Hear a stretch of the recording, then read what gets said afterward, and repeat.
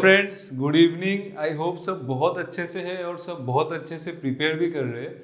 यार जैसे 2023 आगे बढ़ रहा है तो जनरल एग्जाम्स जो कि बैंकिंग एग्जाम्स होते हैं, इंश्योरेंस एग्जाम्स हो रहे हैं, ठीक है, एसएससी हो गया, ठीक है, बाकी सब एग्जाम्स में इंग्लिश जिन सब चीज़ों में है, तो उस चीज़ के लिए मैंने आज ये वीडियो बनाया। मैं आपको ये बताऊंगा वीडियो में कि कैसे बेस लेवल, एकदम पुअर लेवल इंग्लिश से कैसे हम हाई लेवल तक जा सकते हैं।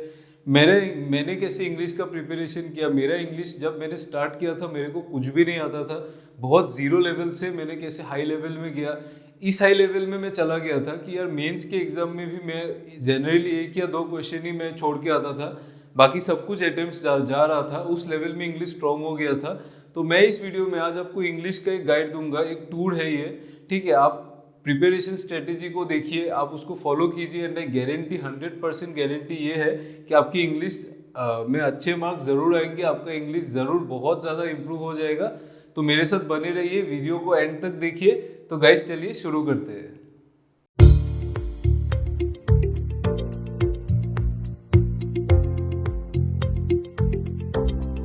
में अगर हम लोग टॉपिक्स को सेग्रीगेट करना चाहे तो बेसिकली हमारे पास 4 ही टॉपिक होता है, उससे ज़्यादा कुछ नहीं है। ऐसा कुछ नहीं है कि 10-12 टॉपिक होता है। बेसिकली हर एक चीज़ 4 टॉपिक के इर्द गिर्द ही घूमता है। उसमें से पहला टॉपिक है हमारा आरसी, ठीक है, रीडिंग कॉम्प्रिहेंशन। दूसरा है हमारा पैराजंबल, जो कि सबसे डिफिकल्ट, मेरे हिसाब से ये सबसे डिफिकल्ट टॉपिक है। लेकिन इंग्लिश के मेंस एग्जाम में भी उतना हाई लेवल का क्वेश्चन पैराजंबल से जनरली नहीं आता है। कभी कभी आ भी सकते हैं, सब रूल आउट नहीं कर सकते, लेकिन जनरली नहीं आता है। लेकिन ये सबसे ज़्यादा डिफिकल्ट टॉपिक पैराजंबल से, ठीक है। उसके बाद आता है क्लोज टेस्ट। क्लोज टेस्ट मतलब ये बड़ा जो पैराग्राफ रहता है वहाँ पे आपके गैप्स रहते हैं, ठीक है, वहाँ पे एरर डिटेक्शन रहता है। तो क्लोज टेस्ट कुछ नहीं, एक बड़ा सारा एक पैसेज के अंदर कुछ 5-6 टाइप के क्वेश्चन रहते हैं, उनका टेस्ट होता है। उसके बाद आता है एरर्स, ठीक है। एरर्स बहुत टाइप से आ सकता है, एरर डिटेक्शन आ सकता है। ऐसा क्वेश्चन आ सकता है in sometimes like you need to fill the blank in place of the error, ठीक है। सपोज कहीं पे एरर है तो आपको उसका कुछ, सपोज एडजेक्टिव में एरर है तो उसका अगेंस्ट में नाउन आपको वैसा करेक्ट पुट करना है। ऐसा बहुत कुछ होता है, ठीक है। आपका बेसिक कंसेप्ट अगर इंग्लिश में क्लियर है तो आप कैसे भी टाइप के क्वेश्चंस को आप हैंडल कर सकते हैं, ठीक है। ये हो गया हमारा 4 टॉपिक से। उसके अलावा मैच द फॉलोइंग आता है। मैच द फॉलोइंग के क्वेश्चन काफ़ी रहते हैं। फिर आपका फिल इन द ब्लैंक्स के क्वेश्चन रहते हैं। तो ये सब इन सब टॉपिक्स के अराउंड ही घूमता है, ठीक है। ये होता है हमारा सिलेबस इंग्लिश का, 4 टॉपिक्स के अराउंड घूमता है।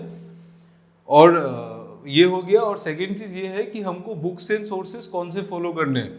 मैं आपको जो बुक्स एंड सोर्सेज रिकमेंड करूँगा वो बहुत ही मिनिमम है। मैं दूसरों के जैसा ऐसे आपको 5-10 बुक नहीं दे दूंगा कि आप बर्डन जैसा ले लो और आप पढ़ नहीं पाए, ऐसा कुछ भी नहीं है, ठीक है। लिमिटेड बुक्स को फॉलो करना है, लिमिटेड सोर्स को फॉलो करना है, उसी से क्वेश्चंस आपका पेपर अच्छा हो सकता है।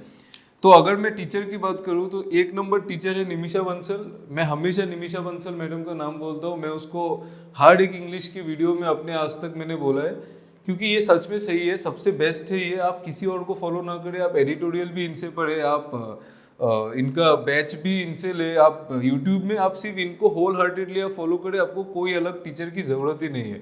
निमिषा बंसल को फॉलो करें। अगर आपको बुक फॉलो करना है, बुक आप सिर्फ इसीलिए फॉलो करें क्योंकि एक इंग्लिश में एक टॉपिक है जिसको हम लोग ईडियम्स बोलते हैं, ठीक है, idioms and phrases. Idioms and phrases करके एक टॉपिक है, उसके लिए आप बुक फॉलो कर सकते हैं। आई विल रिकमेंड कि आप बुक फॉलो करें। उससे क्या होगा, अगर आप एसएससी के लिए भी जा रहे हैं तो ईडियम्स एंड फ्रेजेस एसएससी में तो काफ़ी आता है, तो उसका आपका ये चीज़ उससे कवर हो सकता है। तो उसके लिए आप एक जनरल इंग्लिश का एक बुक है जो कि अरिहंत के द्वारा पब्लिश किया गया है, ठीक है। अरिहंत का बुक है ये जनरल इंग्लिश का। मेरे हैंड राइटिंग पे मत जाओ, मैं जस्ट आपको समझाने के लिए लिख रहा हूँ। तो अरिहंत का जो ये बुक है ये सबसे ज़्यादा सही बुक है जनरल इंग्लिश के लिए। यहाँ पे आपको ग्रामर के क्वेश्चंस मिल जाएंगे, आरसी मिल जाएगा आपको, क्लोज टेस्ट वगैरह सब मिल जाएंगे। लेकिन मैं रिकमेंड करता हूँ कि ये सब चीज़ आप निमिषा बंसल मैडम से पढ़े। और जो जो बाकी चीज़ें जैसे इडियम्स एंड फ्रेजेस हो गया, फ्रेजल वर्ब्स हो गया, वो सब आप जनरल इंग्लिश बुक से पढ़ सकते हैं, ठीक है। अभी मैं आपको ये बताता हूँ कि ये तो हो गया सिलेबस। अभी ये बात है कि प्रिपेयर कैसे करें। प्रिपेयर करने के लिए मैं आपको पॉइंट वाइज चीज़ें बताता हूँ, आप उसको सुन लो। मैं आपको कहीं पे लिख के नहीं दूंगा या फिर ऐसा भी नहीं बोलूँगा कि आप नोट डाउन करो। हर एक इंसान का पढ़ने का तरीका अलग होता है। मैं अपना स्टाइल बता रहा हूँ, मैंने कैसे पढ़ा। और अगर आप ये चीज़ फॉलो करोगे तो यार मैंने तो इसके रिजल्ट्स भी देखे, मैं इंग्लिश में हमेशा या तो प्री हो या मेंस हो, मैं मुश्किल से एक क्वेश्चन छोड़ के आता था इंग्लिश में। मेरा इंग्लिश इतना उस लेवल में पहुंच गया था कि I could crack any question in English, ठीक है। तो मैं आपको यही बोल रहा हूँ कि आप स्टार्टिंग में जो प्रिपरेशन स्टार्ट करते हो तो पहले अपना ग्रामर को क्लियर करो, ठीक है। ग्रामर क्लियर होना बहुत ज़रूरी है। फर्स्ट थिंग ग्रामर को क्लियर कीजिए। सेकेंड थिंग ये है कि आप ये ग्रामर के साथ साथ आप जो रीडिंग का जो हैबिट है हमारा, जो आरसी जब जैसे क्वेश्चंस आते हैं तो आरसी के लिए आपका रीडिंग का हैबिट होना चाहिए। आप उसके बाद अपना रीडिंग को क्लियर करें, ठीक है। आप ग्रामर से स्टार्ट करें। ग्रामर को 101 रूल्स, जो 110 या कितना रूल्स है, 112 रूल्स ऑफ ग्रामर जो भी है, मुझे याद नहीं है एग्जैक्टली, उसको आप अच्छे से पढ़े। निमिषा बंसल को फॉलो करें, उनका ग्रामर बहुत अच्छा है। आपका ग्रामर पहले स्ट्रांग हो जाए, साथ ही साथ आप रीडिंग प्रैक्टिस करिए, उसके बाद आप क्वेश्चंस लगाइए। जितना हो सके इंग्लिश में आपको एक वर्कबुक सॉल्व करना है, ठीक है। आप निमिषा बंसल का भी यूट्यूब में कोई वर्कबुक कर लो, कोई भी टीचर से आप वर्कबुक किसी से भी कर सकते हो, आप अपना खुद भी सॉल्व कर सकते हो। लेकिन ये बहुत ज़रूरी है कि आपने पहले अपना ग्रामर क्लियर किया हो और आपका रीडिंग हाथ में हो, रीडिंग बहुत स्ट्रांग हो, ताकि उससे आपको बाद में प्रॉब्लम ना हो। बाद में क्या होगा ना, जैसे आप मेंस का पेपर जब दोगे तो आपको ऐसे और लेटर्स भी लिखने होते हैं, तो उसके लिए आपका ग्रामर स्ट्रांग होना चाहिए और आपका स्पीड होना चाहिए। वो कैसे आता है, रीडिंग से आता है, ठीक है। ये दो चीज़ें, एक ग्रामर एक रीडिंग। बाकी ये सब एक्सरसाइज की चीज़ें हैं, ये आप अपने से कर लो, कहीं से भी फॉलो कर लो, मैं कुछ रिकमेंड नहीं करूँगा। एक चीज़ मैं रिकमेंड कर सकता हूँ, अगर आप मॉक फॉलो कर रहे हो तो you can take Oliveboard mock. Oliveboard का मॉक हर एक सब्जेक्ट के लिए अच्छा है, ठीक है। इंग्लिश में इसमें बहुत तोड़ इंग्लिश आता है ऑलिव बोर्ड में। अगर आप ऑलिव बोर्ड की इंग्लिश को सॉल्व करने लग गए, मतलब आप इंग्लिश में ऑलरेडी आप पास हो, आप बहुत अच्छे से इंग्लिश में 30/30 लेके आओगे प्री में। मेंस में भी जितना भी आता है आप फुल मार्क्स एटलीस्ट अटेम्प्ट तो करके आओगे डेफिनेटली, अगर आप ऑलिव बोर्ड की इंग्लिश से वाकिफ हो जाते हो, ठीक है।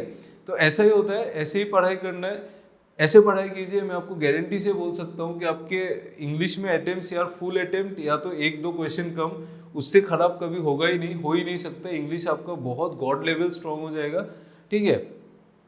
तो यही था यार इसके लिए, वीडियो के लिए। और एक बात बताता हूँ कि अगर आपको मेरी वीडियोस पसंद आ रहे हैं, then I would request you guys to please like my videos and subscribe to my channel. मेरे साथ जुड़ जाइए, हम लोग इस प्रिपरेशन के जर्नी को साथ में लेके चलेंगे। अभी 2023 स्टार्ट ही हुआ है, अभी आरआरबी का एग्जाम्स आने वाला है, आईबीपीएस होगा, फिर एसबीआई फिर से होगा। अभी तो एसबीआई का रिजल्ट भी नहीं है, लेकिन एसबीआई भी होगा। अभी बहुत जल्दी आरबीआई असिस्टेंट भी आने वाला है, ठीक है। उसके बाद आरबीआई ग्रेड भी होगा। तो सारे एग्जाम्स को हम लोग साथ में लेके चलेंगे। मैं आपको प्रिपरेशन टिप्स फुल दे दूंगा अपनी तरफ से। I will give my best. I just want you guys to support me and keep on learning with me. Thank you.